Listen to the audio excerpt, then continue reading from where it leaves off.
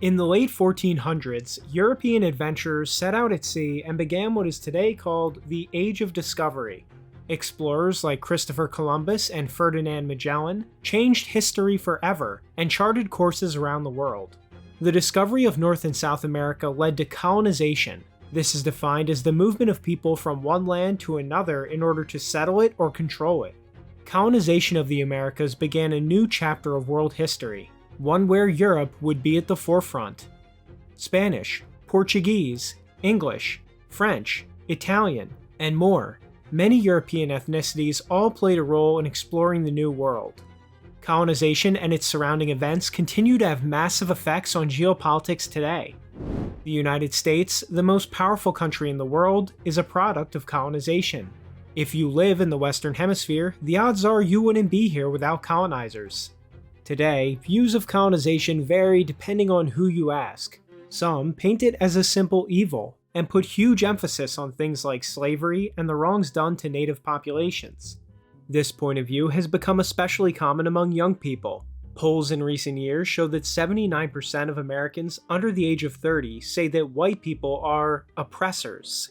The way we understand the history of colonization affects not only our view of the past, but our view of the present. Of course, this extremely narrow anti-colonial viewpoint leaves out massive context and critical facts. Colonization is an important issue that deserves to be treated with more seriousness than it is. As students of history, we must seek the historical truth through knowledge, understand the context of historical events, and recognize that people in the past were just like us who lived in different circumstances. In this video, I'll be explaining key facts about colonization that you weren't taught. This video will focus mainly on colonization of the New World. I'll begin with the background of colonization, explain how European colonization worked, address the controversies surrounding colonization, and then end by going over the positives of colonization. Be sure to watch to the end because you aren't going to want to miss those. Colonization of some form or another has gone on since the ancient world. When a society becomes healthy and thriving, it often looks to expand to new lands and shores. Expanding outward is one of the primary signs that a civilization is working. The ancient Greeks, for example, were famous colonizers. They spread themselves all across the Mediterranean. Greek culture and trade flourished across multiple continents for centuries. The Phoenicians, a people native to the Middle East, were another ancient group who were successful colonizers. Carthage, a city you may have heard of, was their most successful colony. It would go on to challenge Rome for control of the Mediterranean world. The point I'm making here is that colonization was by no means something that started in the 1500s by Europeans, even if Europeans would go on to be the most successful colonizers in history. The Age of Discovery started at the end of the 15th century. It was driven by many different factors. Contrary to what some think, Europe was already a prospering civilization long before colonization. The 1400s are known as the Late Middle Ages. Europe had recovered from the Black Plague and was excelling in commerce, religion, art, and urban development. Research indicates that by the 1400s, parts of Europe like northern Italy were the most developed in the entire world. You can see on this map how in the year 1500, before any major colonies were established, Western Europe already had a serious portion of the world's wealth. Economic historians like Professor Stephen Broadberry have shown that Western Europe had already achieved a higher standard of living than places like Asia by the late 1300s. Islamic piracy that had devastated Mediterranean commerce for centuries had been driven back. European navies had gained naval supremacy and could protect their coasts better than ever before. The Reformation had also not yet occurred, and most of the European continent had religious unity through the Catholic Church. Historian Alfred W. Crosby noted that in Columbus's day, Europe had the highest degree of mechanical and technological knowledge in the world. A classic sign of a healthy civilization is whether it's expanding outwards or collapsing inwards. Colonization at this time should be seen as a healthy, powerful Europe reaching out to new parts of the world. Compare this to, say, modern Europe, where the countries are in decline and their birth rates have collapsed. In fact, one could easily make the argument that modern Europe is being colonized by mass immigration. To put it simply, Europe in the late 1400s was a growing and vibrant place bustling with life. Missions of colonization to the New World would put this vigor on full display. Any suggestion that colonization was done by desperate, poor Europeans is absurd. Europe at the time of colonization already had wealth. But there would be one pivotal event that kicked off the Age of Exploration: the rise of the Ottoman Empire and the fall of Constantinople. By 1453, the Ottoman Empire had taken over huge parts of Eastern Europe. This was in spite of several Christian coalitions that tried to stop it. Due to the hostility between Christians and Muslims, the Ottomans used their newfound strength to cut off European trade routes to Asia. The Ottomans controlled the ancient Silk Road, which was the main route of trade between Europe and Asia. Europe losing access to this commerce had the potential to be economically devastating. Thus, European societies had to innovate to find new paths to Asia around the Ottomans. Exploring sea routes was the best option. Scientists of the time period already figured out that the world was round, so it was only a matter of finding the safest and quickest way to Asia. To do this, Prince Henry the Navigator of Portugal perfected the caravel ship model. This was a new model of ship that was perfect for long-distance sea travel. It was small, maneuverable, and fast, good on both oceans and rivers. Its development and the work of Henry to sponsor exploration missions are credited with starting the Age of Discovery. As it turned out, the New World ended up being much larger than anyone had anticipated. The European kingdoms like Spain and Portugal realized its potential to strengthen their empires. Conquering the native tribes and subjugating them to the crown was seen as common sense, especially given the European technological superiority. This was the Age of Empires. Groups trying to conquer each other was just how it was. Let's remember that the two biggest states in the Americas before colonization were the Aztec and Incan empires. Emphasis on empires. Do people think they got their land through sunshine and friendship? The discovery of the New World also created an unprecedented situation for the Catholic Church. The discovery of vast new lands and peoples meant that there were untold millions who had never been reached with the true faith. Jesus himself had said, "Go therefore and make disciples of all nations, baptizing them in the name of the Father, and of the Son, and of the Holy Spirit, teaching them to observe all that I have commanded you." For this reason, the Church has always had a missionary mandate. Many people went to the New World with genuine Catholic zeal to spread the faith to new shores. Now, it's important to define and describe exactly how European colonization worked. It took two main forms. The first form was to administer and economically benefit from areas populated by non-Europeans. Generally, these new areas were conquered and the people living there were brought under the rule of a European dynasty. The Spanish conquest of Mexico is one such example of this. I'll talk more about that later. This type of colonization was also sometimes done in self-defense. For example, North Africa was colonized by Europeans mainly as a response to the non-stop piracy that was coming out of the region. France and Spain conquering Algeria and Morocco finally ended the reign of terror of the infamous Barbary pirates. If you don't want to get colonized, don't do piracy. But this type of conquest was just one form of colonization. The second main form was the process of bringing settlers from the Old World to the New World, creating essentially European outposts. It needs to be understood that not all of the lands colonized in the New World were already inhabited. Huge amounts of land was simply empty. North and South America are massive continents, and it wasn't really until the late 1900s that they truly started to fill out with people. As a side note, this is why Israel is not comparable to European colonization. Israel does not seek to make a colony out of the Middle East or economically benefit from ruling over Palestinians. The Israel-Palestine conflict is essentially a race war between two ethnic groups who both claim they're indigenous to the same land. Zionist policies effectively seek to eliminate the Palestinians, which is nothing like what most European colonization was about. Let's look at one classic example of colonization of the New World, the Spanish conquest of the Aztec Empire. It was led by Hernán Cortés, the famous conquistador. Upon reaching Mexico, he told his men, "Brothers and companions, let us follow the sign of the cross with the true faith, and in it we shall conquer." He then ordered the destruction of their ships so that failure was not an option. The Spanish had 500 soldiers, 16 horses, and most importantly, firearms that the natives had never seen before. With this, they conquered the Aztec Empire after a 2-year war. Sometimes the Spanish are portrayed as barbaric, but let's look at what the natives were doing before they got there. The native Mexica practiced more human sacrifice than any other New World population. Every imperial city and large town had a central square with a temple pyramid where human sacrifices were performed. The victim was laid on a table, and a priest would cut out his or her beating heart and hold it for worshippers to see. Aztec imperial law mandated 1,000 human sacrifices every year in every temple, which totaled nearly 20,000 victims annually. They did this because they believed the world came into being through the sacrifice of the gods, and they could only be sustained by the sacrifice of human blood. I point this out not only to show the reality of history, but also to give a sense of gravity to what losing to the Aztecs meant. Of course, the Aztecs weren't alone in practices like this. Tribes like the Goitaca were cannibalistic. Sources note how they not only ate humans for ritualistic purposes, but they enjoyed the taste of human flesh and ate it for pleasure.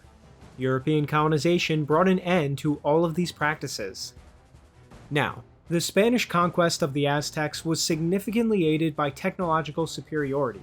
Having guns and horses while your opponent does not is obviously a major advantage. However, the conquest was significantly aided by other native tribes who hated the Aztecs. Over 200,000 natives joined the Spanish in a coalition to bring down the Aztecs. This coalition would be what defeated the Aztec Empire once and for all. This is how colonizers like the Spanish operated, not simply smashing people with brute force, but also using diplomacy and wit. The Spanish would go on to build the biggest colonial empire in the Americas.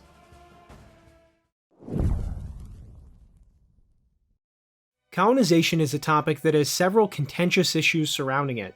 These things shouldn't be ignored, but addressed directly. First, let's look at the issue of slavery. A common narrative that's circulated today is what I like to call the uniquely evil whites slavery narrative. It essentially states that Europeans are uniquely evil for slavery and thus should be punished in the modern world for their supposed crimes. In the following section, I will dismantle that narrative. Let's start with some basic, undisputed facts. Slavery is something that's been practiced through all of human history, in all lands, at all times, in one form or another. The ancient Greeks had slavery. The ancient Chinese had slavery. The Islamic world had slavery. Ancient Israel and the Jews had slavery. Africans engaged in slavery. The man you see on the screen was named Tipu Tip. He was a Zanzibar merchant who owned over 10,000 slaves. Odd how people like him aren't talked about more. In fact, slavery still exists in many parts of the world today. The point here is that slavery did not magically appear in the 1500s. European Christendom had actually abolished slavery of other Christians during the Middle Ages. The tendency to blame slavery on the so-called white man is an outrageous rewriting of history. Giving proper context to slavery shows that, outside of the racial aspect, its practice in the New World wasn't really special. Slavery in the New World was also not something that only European Christians participated in. Jews, Native Americans, and free blacks were enthusiastic participants. Even Jewish sources like the Israeli-run newspaper Haaretz note that Southern Jews owned slaves in comparable numbers to their white, non-Jewish neighbors. But hold on, I'm not even close to done. The slave trade in the Americas would never have been possible without the slave trade that already existed in Africa. African kingdoms sold their slaves to colonial companies who then transported them to the New World. This is all worth pointing out not to moralize about slavery, but to show that it was a multi-layered issue. The point here is not to villainize anyone. It's to point out how the way that some people today talk endlessly about slavery and treat it as a white-only endeavor is deeply deceptive. They know the true reality, that all groups were involved, but they suppress this in order to advance their own political agenda. During colonization, slavery also wasn't universally practiced. There were, from the beginning, many different rulers and religious leaders who forbade it. Charles V, Holy Roman Emperor, forbade his subjects from enslaving or robbing native peoples in mission lands. In 1537, Pope Paul III issued a document known as Sublimis Deus, where he announced that abuse of Native Americans would carry the penalty of excommunication. We therefore are vigilant that these Indians, even if outside the bosom of the Church, are not deprived, nor are they to be deprived, of their freedom or the ownership of their goods, for they are men, and therefore capable of faith and salvation, and thus they are not to be destroyed by enslavement, but rather invited to life through preaching and example. This papal edict was followed by Charles V's new laws in 1542, which freed all indigenous slaves in Spanish America. Of course, laws and edicts against enslaving natives were not always followed by colonists. In some cases, when attempts to ease slavery were made, there were even revolts by landowners to keep their slaves. Slavery has always been driven by the human condition, pursuit of money and power.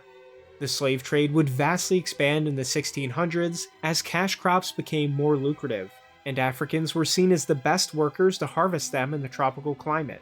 People accepted African slavery as permissible since it was believed that it would help them adjust to advanced civilization. Early capitalism, globalization, and competition between empires made the slave trade take on new life. People felt that if they didn't make use of slavery, they'd be outcompeted by those who did. This created a vicious cycle. At the end of the day, the key point to take from all of this is this: the excesses of slavery were not unique to the New World and cannot be laid at the feet of a group like the Catholic Church or the white race as a whole. In the West, we have the best records of our slave trade, but historians have also estimated the cost of the Arab, African, and Asian slave trades that were happening at the same time. These estimates easily reach into the tens of millions, even dwarfing the transatlantic slave trade. It's estimated that half the population of many African regions such as modern-day Cameroon, Congo, and Niger were slaves. This was without any European involvement. This was the reality of the world in those times. Despite this, let's not forget that the West would also be the first to abolish slavery. Finally, we should deal with the most damning accusation against colonization: Native American genocide. The reality is that mass death did occur among the natives in the Americas, but these were from diseases that Europeans had no control over. People's understanding of disease in the colonial era was extremely limited. Neither the colonizers nor the natives properly understood how to keep themselves and others from catching diseases. Germ theory didn't exist until the mid-1800s, hundreds of years after colonization took place. To lay the death of every native on colonizers is absurd. For comparison, the Mongol Empire brought the Black Death to Europe, and yet no one blames Asians collectively as responsible for the deaths caused by that plague, nor should they. But while objections over slavery and genocide at least have some basis in reality, there's also anti-colonial propaganda that has zero truth to it whatsoever. In 2023, California removed a statue of the Catholic saint and Jesuit Junipero Serra. His supposed crimes include accusations of slavery, abuse of natives, and women. California made him the scapegoat of all the ills of colonization. But in reality, Saint Serra could rightfully be called the father of California. He gave up a comfortable life in Europe to come evangelize the Native Americans. He provided them many useful technologies that they still use today.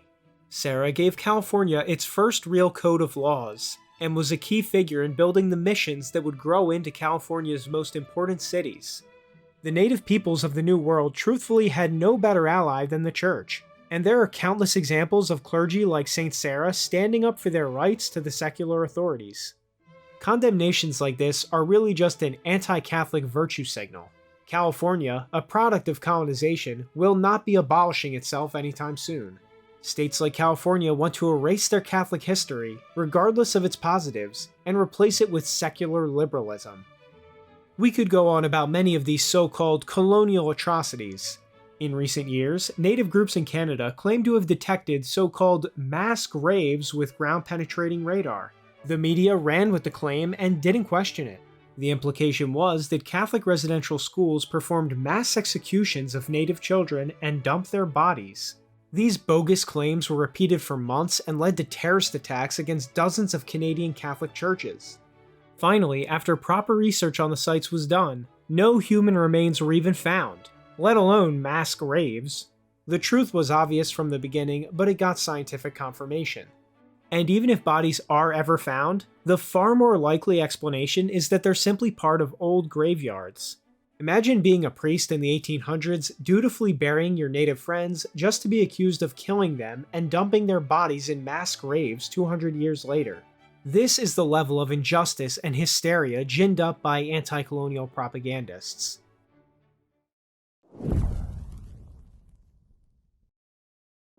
While any bad thing that happened during colonization is usually amplified by media and academia, what we should actually look at is all the positives.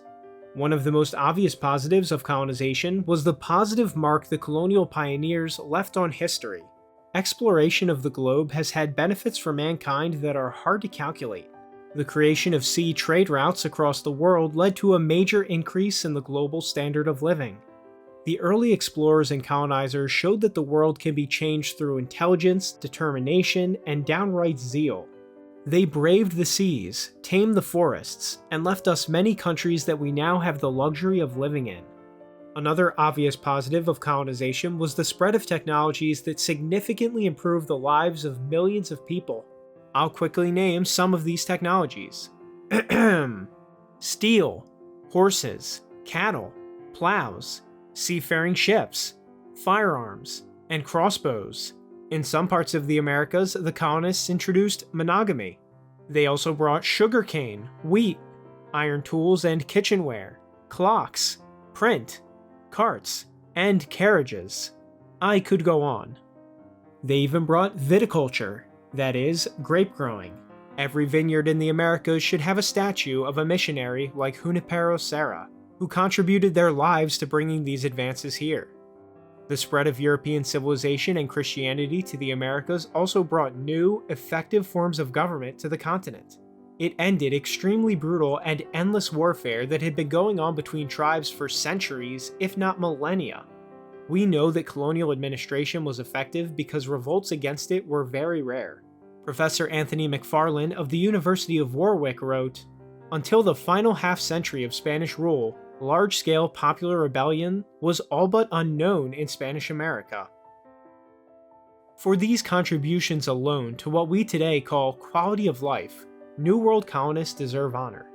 But celebrating them as mere technological innovators misses their motives. It leaves us with a reductive vision of the human person. European kingdoms sought glory, honor, and spreading the way of life that they truly believed was best for everyone.